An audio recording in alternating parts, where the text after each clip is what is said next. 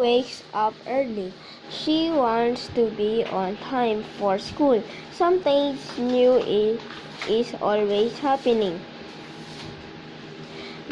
She tells her brother Gary to hurry up. The school bus is here. Addie sits with Tori on the bus.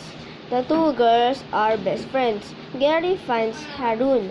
The two boys were best friends last year. They will be best friends this year. Oh.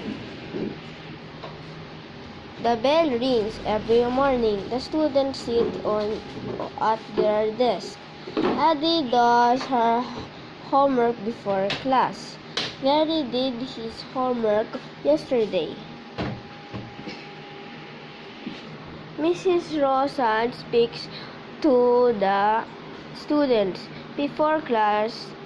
She is the principal. She says students can do great things.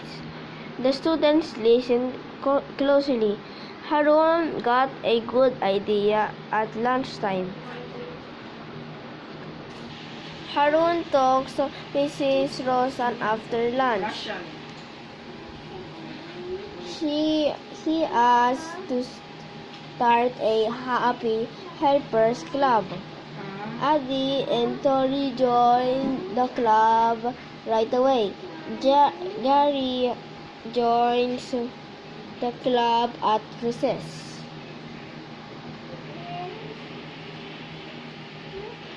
Addie helps at the animal shelter. She always walks dogs on Saturday mornings.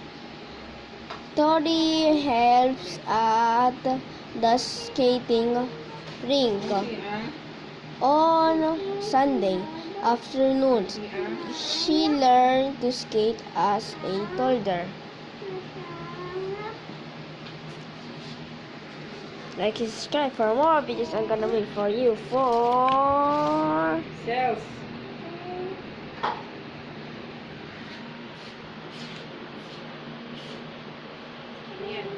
Dolls. Ulit, ha?